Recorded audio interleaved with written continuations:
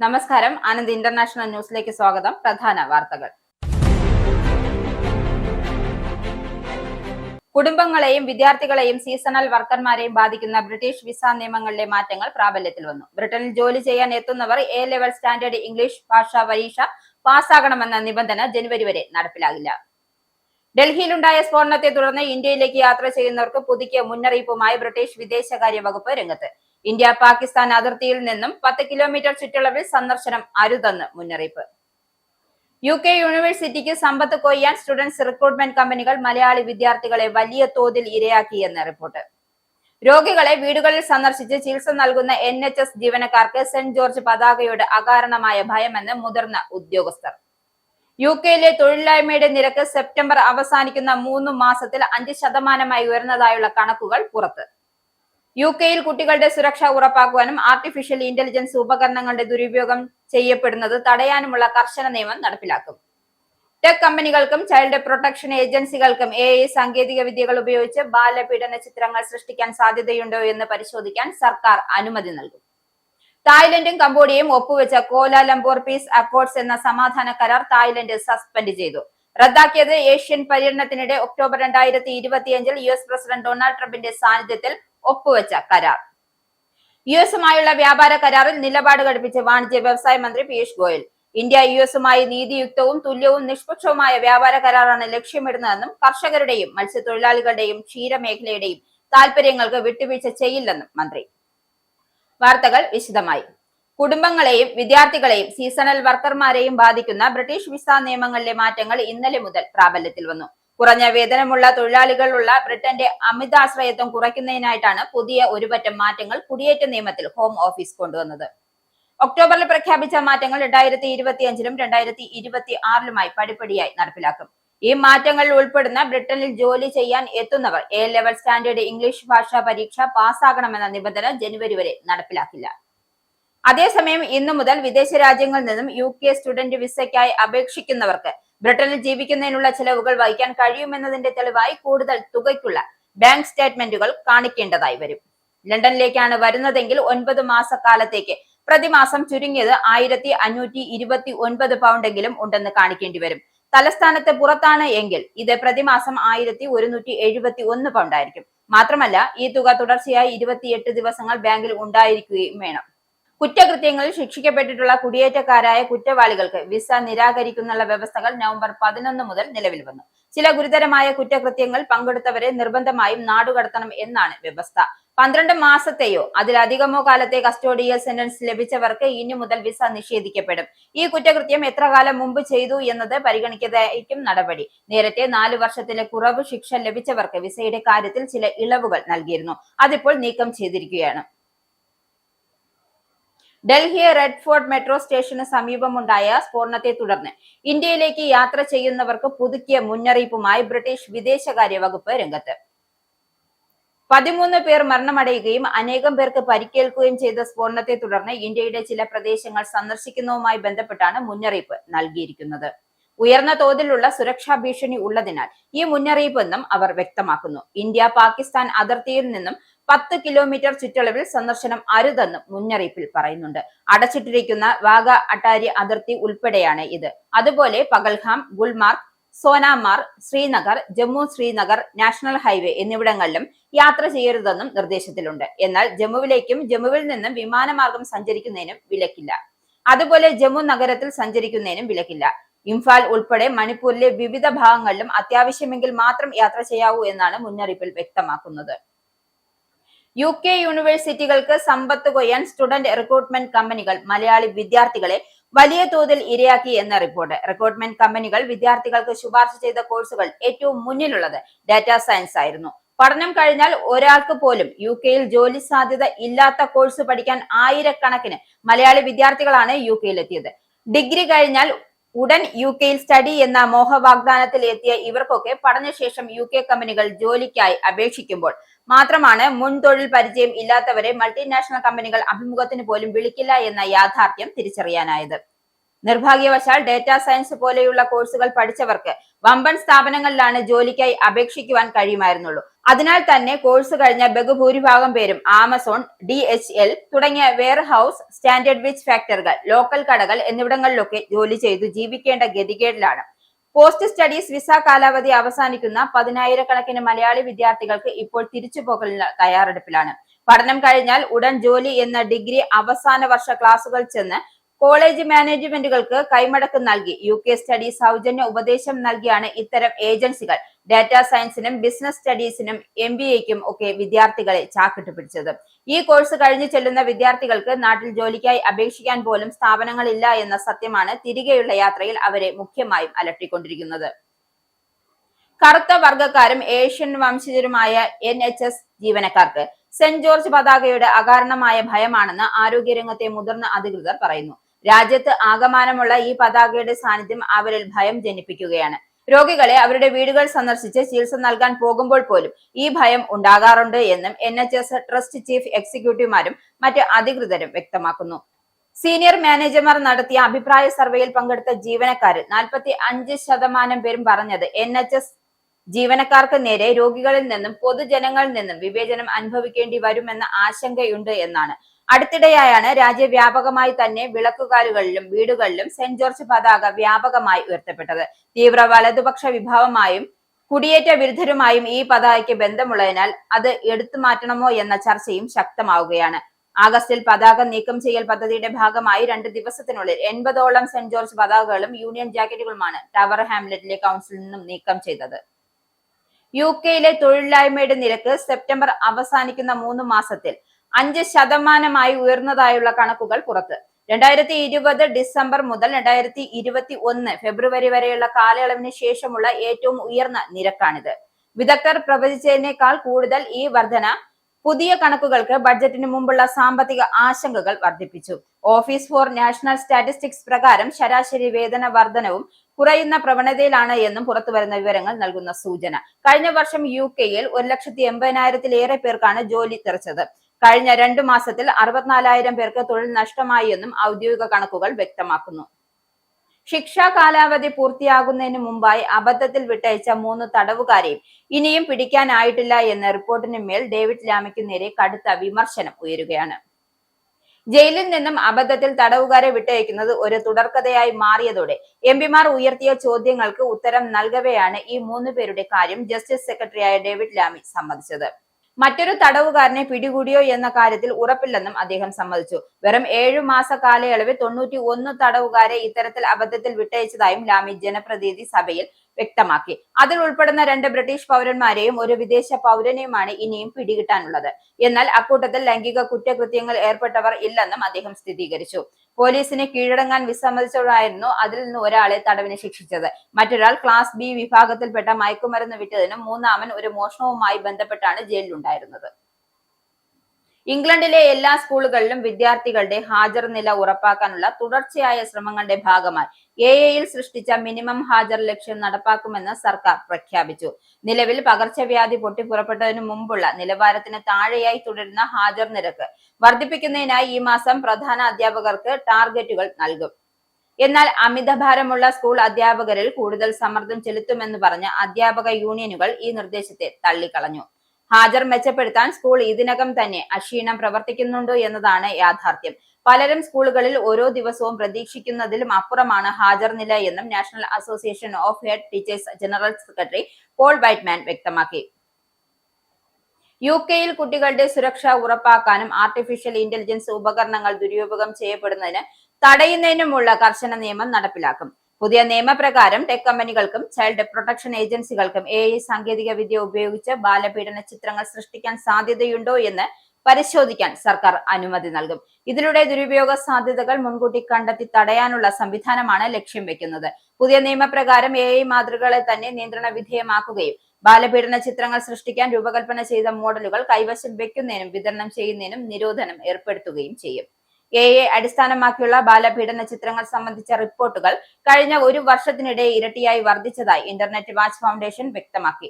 2024-ൽ 199 കേസുകൾ റിപ്പോർട്ട് ചെയ്തപ്പോൾ 2025-ൽ അത് 426 ഉയർന്നു. ഏറ്റവും ഗുരുതരമായ വിഭാഗത്തിൽപ്പെടുന്ന ചിത്രങ്ങളുടെയും വീഡിയോകളുടെയും എണ്ണം 3000 കടന്നതായും റിപ്പോർട്ടിൽ പറയുന്നു. 94% ഇരകളും പെൺകുട്ടികളാണ്. നവജാത ശിശുക്കളുടെ ചിത്രങ്ങൾ ആശങ്കാജനകമായി വർദ്ധിച്ചു. ദുരുപയോഗം തുടങ്ങുന്നതിന് മുന്നേ അത് തടയുകയാണ് ഈ നീക്കത്തിന്റെ ലക്ഷ്യമെന്നും എയും ഓൺലൈൻ സുരക്ഷ സംബന്ധിച്ച് മന്ത്രിയായ കനിഷ് നാരായണൻ വ്യക്തമാക്കി. UK-യിലെ 3 പ്രധാനപ്പെട്ട സ്ഥലങ്ങളിലെ സ്വകാര്യ കെയർ സർവീസ് ദാതാക്കൾ കഴിഞ്ഞ 3 വർഷത്തിനിടെ 250 ദശലക്ഷം പൗണ്ട് ലാഭം നേടിയതായുള്ള റിപ്പോർട്ടുകൾ പുറത്തുവന്നു. റീക്ലെയിമിംഗ് അവർ റീജിയണൽ എക്കണോമിക്സ് എന്ന സംഘടന നടത്തിയ പഠനത്തിലാണ് ഇക്കാര്യം വ്യക്തമാക്കിയിരിക്കുന്നത്. 2021 മുതൽ 2024 വരെ north east, south Yorkshire, west Midlands മേഖലകളിൽ സ്വകാര്യ കെയർ സർവീസ് സ്ഥാപനങ്ങൾ ഇത്രയും വൻതുകയ്ക്ക് ലാഭം നേടിയതെന്നും റിപ്പോർട്ടിൽ വ്യക്തമാക്കുന്നുണ്ട്. ആകെ ലാഭത്തിൽ 1/3 ഭാഗം പ്രൈവറ്റ് സ്ഥാപനങ്ങളുടെ കൈകളിലേക്കാണ് ഒഴുകുന്നതെന്നും കണ്ടെത്തിയിട്ടുണ്ട്.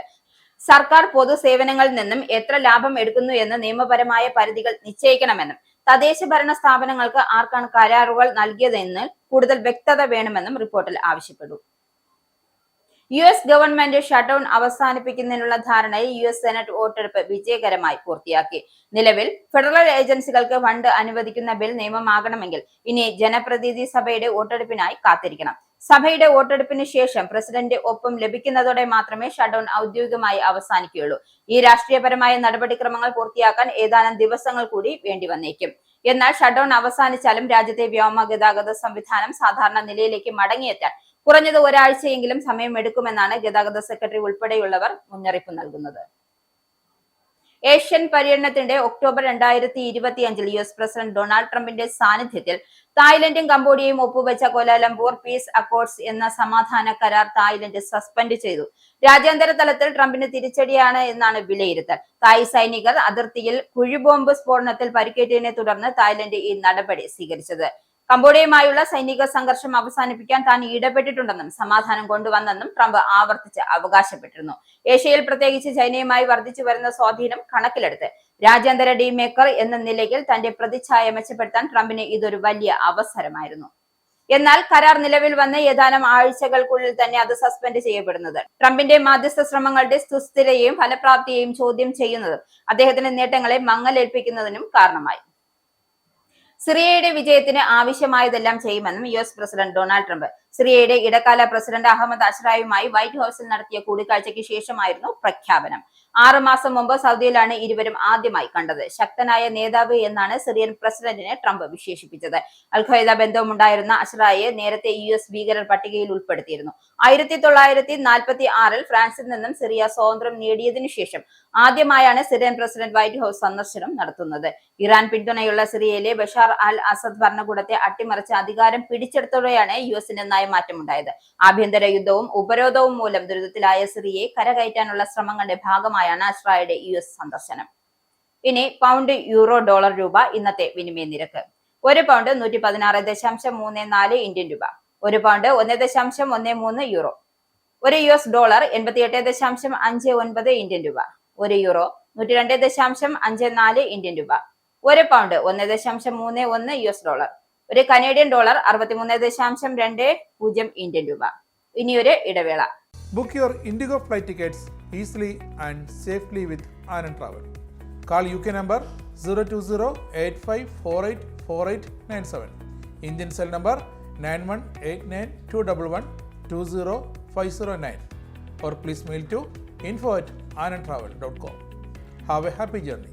വീണ്ടും വാർത്തകളിലേക്ക്. ഇന്ത്യയിൽ ഒന്നിലധികം ഭീകരാക്രമണങ്ങൾ നടത്തുന്നതിനെ കുറിച്ച് ചെങ്കോട്ടയ്ക്ക് സമീപം തിങ്കളാഴ്ച നടന്ന കാർ സ്ഫോടനത്തിന് പിന്നിലെ മുഖ്യപ്രതി എന്ന് സംശയിക്കുന്ന ഡോക്ടർ ഉമർ ഉൻ നബിയുമായി സംസാരിക്കാറുണ്ടായിരുന്നു എന്ന് അറസ്റ്റിലായ വനിതാ ഡോക്ടർ ഷഹീൻ ഷാഹിദ് തിങ്കളാഴ്ച ശ്രീനഗറിൽ നടന്ന ചോദ്യം ചെയ്യലിലാണ് ഷഹീൻ ഇക്കാര്യം വ്യക്തമാക്കിയത്. അന്വേഷണവുമായി ബന്ധപ്പെട്ട് വൃത്തങ്ങൾ ചൊവ്വാഴ്ച അറിയിച്ചു.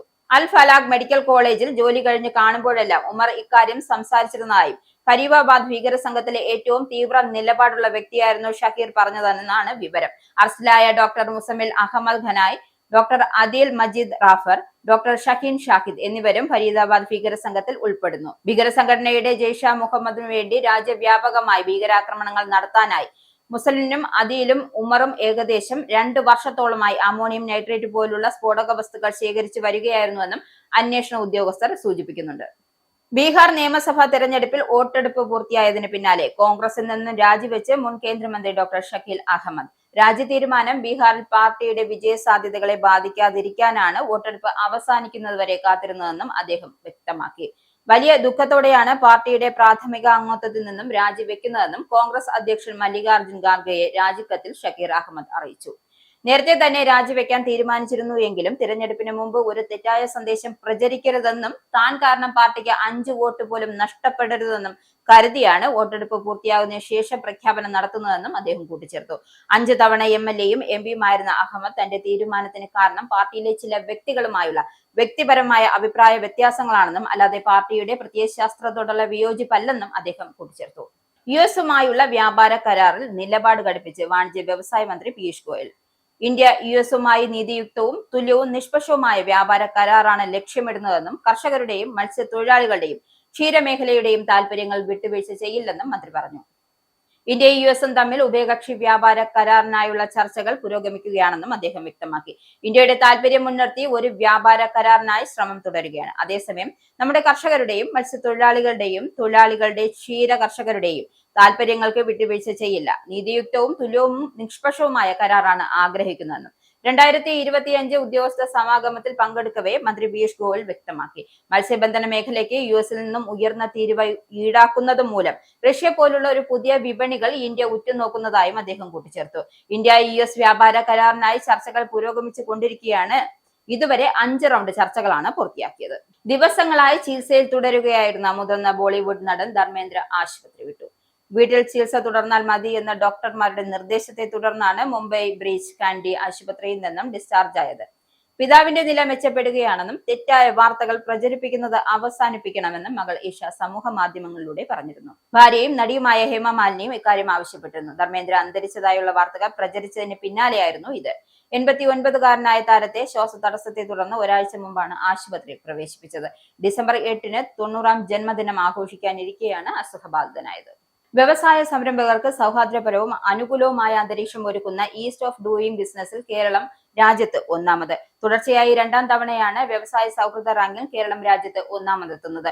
ഉന്നത ശ്രേണിയായ ഫാസ്റ്റ് മൂവേഴ്സിൽ ഈസ്റ്റ് ഓഫ് ഡൂയിങ് ബിസിനസിൽ ഉൾപ്പെട്ട കേരളം പദവി നിലനിർത്തുകയായിരുന്നു.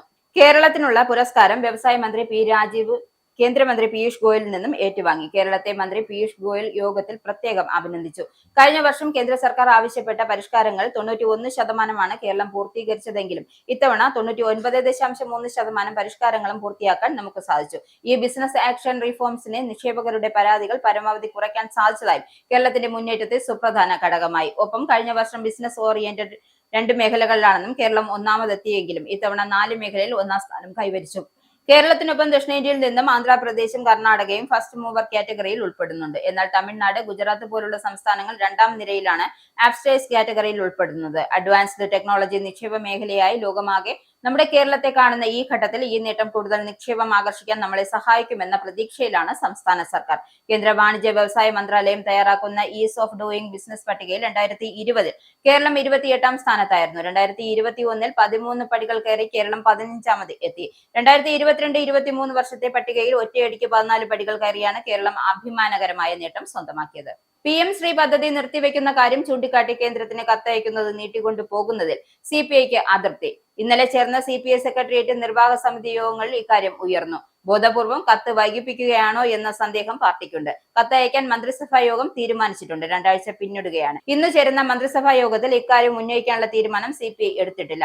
മന്ത്രിസഭാ യോഗത്തിന് തൊട്ടു മുമ്പായി CPI നേതൃത്വവും മന്ത്രിമാരും തമ്മിൽ ആശയവിനിമയം നടത്താറുണ്ട്. ആ ഘട്ടത്തിൽ നിർദ്ദേശിച്ചാൽ അക്കാര്യങ്ങൾ മന്ത്രിമാർ ഉന്നയിക്കും. അതുണ്ടാകാനുള്ള സാധ്യത കുറവാണെന്നും CPM നേതൃത്വത്തിന്റെ ശ്രദ്ധയിൽപ്പെടുത്താനാണ് ആലോചിക്കുന്നതെന്നുമാണ് നേതാക്കൾ പറഞ്ഞത്. CPIയുടെ ആവശ്യപ്രകാരം പദ്ധതിയുടെ നടത്തിപ്പ് നിർത്തിവെക്കാൻ മന്ത്രിസഭാ യോഗം തീരുമാനിച്ചെങ്കിലും തുടർ നടപടി ഉണ്ടായിട്ടില്ല. കഴിഞ്ഞ ദിവസം കേന്ദ്ര വിദ്യാഭ്യാസ മന്ത്രി വി ശിവൻകുട്ടിയെ കാണുകയും ചെയ്തിരുന്നു. അറ്റകുറ്റപ്പണികൾക്കായി മൂലമറ്റം വൈദ്യുതി നിലയത്തിൽ 6 ജനറേറ്ററുകളുടെ പ്രവർത്തനം ഇന്നലെ രാത്രി 9ഓടെ നിർത്തി. തുടർന്ന് കുളമാവിലെ ഇൻടേക്ക് വാൽവിന്റെ ഷട്ടർ അടച്ചു. പുലർച്ചെ 2-ന് ഒരു ജനറേറ്റർ പ്രവർത്തിപ്പിച്ച് പെൻസ്റ്റോക്കിലെ വെള്ളം ഒഴുക്കിക്കളഞ്ഞു. ഇന്ന് രാവിലെ 9-ന് അറ്റകുറ്റപ്പണികൾ തുടങ്ങി. വൈദ്യുതി നിലയം അടയ്ക്കുന്നതിന് 4 ജില്ലകളിലെ ശുദ്ധജല വിതരണ പദ്ധതികളെ ബാധിക്കും. തൊടുപുഴ നഗരത്തിലും സമീപത്തെ 7 പഞ്ചായത്തുകളിലും കോട്ടയം, എറണാകുളം, ആലപ്പുഴ ജില്ലകളിലെ വിവിധ പ്രദേശങ്ങളിലും ശുദ്ധജലക്ഷാമം നേരിടാൻ സാധ്യതയുണ്ട്. ആലപ്പുഴ ജില്ലയിലെ ചേർത്തല താലൂക്കിലെ 18 പഞ്ചായത്തുകളിലും ചേർത്തല നഗരസഭയിലും ശുദ്ധജല വിതരണം മുടങ്ങാൻ സാധ്യതയുള്ളതായും ജല അതോറിറ്റി അറിയിച്ചിട്ടുണ്ട്. മൂവാറ്റുപുഴയാറിലെ ജലനിരപ്പ് ക്രമാതീതമായി താഴാൻ സാധ്യതയുള്ളതിനാൽ ആറിലെ ജലത്തെ ആശ്രയിച്ചു നിൽക്കുന്ന കോട്ടയം ജില്ലയിലെ വൈക്കം മേഖലയിലും എറണാകുളത്തെ വിവിധ പ്രദേശങ്ങളിലും ശുദ്ധജല വിതരണം തടസ്സപ്പെട്ടേക്കാം. 5-6 ജനറേറ്ററുകളുടെ അപ്സ്ട്രീം സീലുകളുടെ അറ്റകുറ്റപ്പണിക്കായാണ് നിലയം അടച്ചത്. പണികൾ തീരാൻ 1 മാസം എടുക്കുമെന്നാണ് കരുതുന്നത്. ശബരിമലയിലെ കട്ടിളപ്പാളിയിലെ സ്വർണം ചെമ്പാക്കിയത് അന്നത്തെ ദേവസ്വം കമ്മീഷണറായിരുന്ന എൻ വാസു തന്നെയെന്ന് റിമാൻഡ് റിപ്പോർട്ട്. സ്വർണം കവരാൻ വാസു ഗൂഢാലോചന നടത്തി. കേസിലെ 1-ാം പ്രതി ഉണ്ണികൃഷ്ണൻ പോറ്റിക്ക് സ്വർണം പൊതിഞ്ഞ കട്ടിളപ്പാളി കൈമാറാൻ വാസു ഇടപെടൽ നടത്തിയെന്നും റിമാൻഡ് റിപ്പോർട്ടിൽ വ്യക്തമാക്കുന്നു. കട്ടിളപ്പാളിയിലെ സ്വർണം കവർന്ന കേസിലെ 3-ാം പ്രതിയാണ് എൻ വാസു. വാസുവിനെതിരെ ഗൂഢാലോചന, വ്യാജരേഖ ചമയ്ക്കൽ തുടങ്ങിയ കുറ്റങ്ങളാണ് ചുമത്തിയത്. ഇതേ കേസിലെ 5-ാം പ്രതിയായി 2019 എക്സിക്യൂട്ടീവ് ഓഫീസർ സുധീഷ് കുമാറിന്റെയും 6-ാം പ്രതി മുരാരി ബാബുവിന്റെയും മൊഴികളാണ് കേസിൽ നിർണായകമെന്നാണ് സൂചന. ഈ കേസിലെ 2-ാം പ്രതി കൽപേഷിനെ SIT ഇതുവരെയും പിടികൂടിയിട്ടില്ല. വാസുവിനെ പത്തനംതിട്ട ജുഡീഷ്യൽ മജിസ്ട്രേറ്റ് കോടതി ഈ മാസം 24 വരെ റിമാൻഡ് ചെയ്തു. കനത്ത സുരക്ഷയാണ് കോടതിയിലും പരിസരത്തും ഒരുക്കിയിരിക്കുന്നത്. പിന്നീട് കൊട്ടാരക്കര സബ് ജയിലിലേക്ക് മാറ്റി. പ്രത്യേക അന്വേഷണ സംഘം പിന്നീട് കസ്റ്റഡി അപേക്ഷ നൽകും. ഇനി സ്പോർട്സ്.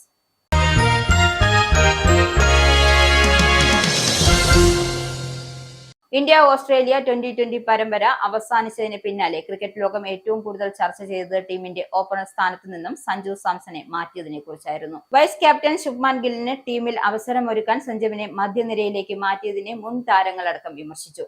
പരമ്പരയിൽ ഗില്ലിന്റെ പ്രകടനം ശരാശരിയിൽ ഒതുങ്ങിയതും ആക്ഷേപങ്ങൾക്ക് ആക്കം കൂട്ടി. ഈ സാഹചര്യത്തിൽ ദക്ഷിണാഫ്രിക്കയ്ക്കെതിരെ ഇന്ത്യയിൽ നടക്കാനിരിക്കുന്ന T20 പരമ്പരയിൽ സെലക്ടർമാർ ടീമിൽ ചില അഴിച്ചുപണികൾ ആലോചിക്കുന്നതായാണ് റിപ്പോർട്ടുകൾ. ടെസ്റ്റ് ഏകദിന ടീം ക്യാപ്റ്റൻ ഗില്ലി T20 പരമ്പരയിൽ വിശ്രമം അനുവദിച്ചേക്കും. അതോടെ സഞ്ജു ഓപ്പണറായി തിരിച്ചെത്തും. ബാക്കപ്പ് ഓപ്പണറായി യശ്വന്ത് ജയ്സ്വാളും ടീമിൽ ഉൾപ്പെടുത്തിയേക്കുമെന്നാണ് വിവരം. 5 മത്സരങ്ങൾ T20 പരമ്പരയിലെ ആദ്യ മത്സരം ഡിസംബർ 9 കട്ടക്കിൽ നടക്കും. ടീമിനെ അടുത്ത ദിവസം പ്രഖ്യാപിച്ചേക്കും. പ്രധാന വാർത്തകൾ ഒരിക്കൽ കൂടി. കുടുംബങ്ങളെയും വിദ്യാർത്ഥികളെയും സീസണൽ വർക്കർമാരെയും ബാധിക്കുന്ന ബ്രിട്ടീഷ് വിസ നിയമങ്ങളിലെ മാറ്റങ്ങൾ പ്രാബല്യത്തിൽ വന്നു. ബ്രിട്ടനിൽ ജോലി ചെയ്യാൻ എത്തുന്നവർ A ലെവൽ സ്റ്റാൻഡേർഡ് ഇംഗ്ലീഷ് ഭാഷാ പരീക്ഷ പാസ്സാകണമെന്ന നിബന്ധന ജനുവരി വരെ നടപ്പിലാകില്ല. ഡൽഹിയിലുണ്ടായ സ്ഫോടനത്തെ തുടർന്ന് ഇന്ത്യയിലേക്ക് യാത്ര ചെയ്യുന്നവർക്ക് പുതുക്കിയ മുന്നറിയിപ്പുമായി ബ്രിട്ടീഷ് വിദേശകാര്യ വകുപ്പ് രംഗത്ത്. ഇന്ത്യ-പാകിസ്ഥാൻ അതിർത്തിയിൽ നിന്നും 10 കിലോമീറ്റർ ചുറ്റളവിൽ സന്ദർശനം അരുതെന്ന് മുന്നറിയിപ്പ്. UK യൂണിവേഴ്സിറ്റിക്ക് സമ്പത്ത് കൊയ്യാൻ സ്റ്റുഡൻസ് റിക്രൂട്ട്മെന്റ് കമ്പനികൾ മലയാളി വിദ്യാർത്ഥികളെ വലിയ തോതിൽ ഇരയാക്കിയെന്ന് റിപ്പോർട്ട്. രോഗികളെ വീടുകളിൽ സന്ദർശിച്ച് ചികിത്സ നൽകുന്ന NHS ജീവനക്കാർക്ക് സെന്റ് ജോർജ് പതാകയോട് അകാരണമായ ഭയമെന്ന് മുതിർന്ന ഉദ്യോഗസ്ഥർ. UK-യിലെ തൊഴിലില്ലായ്മയുടെ നിരക്ക് സെപ്റ്റംബർ അവസാനിക്കുന്ന 3 മാസത്തിൽ 5% ഉയർന്നതായുള്ള കണക്കുകൾ പുറത്ത്. UK-യിൽ കുട്ടികളുടെ സുരക്ഷ ഉറപ്പാക്കുവാനും ആർട്ടിഫിഷ്യൽ ഇന്റലിജൻസ് ഉപകരണങ്ങളുടെ ദുരുപയോഗം ചെയ്യപ്പെടുന്നത് തടയാനുമുള്ള കർശന നിയമം നടപ്പിലാക്കും.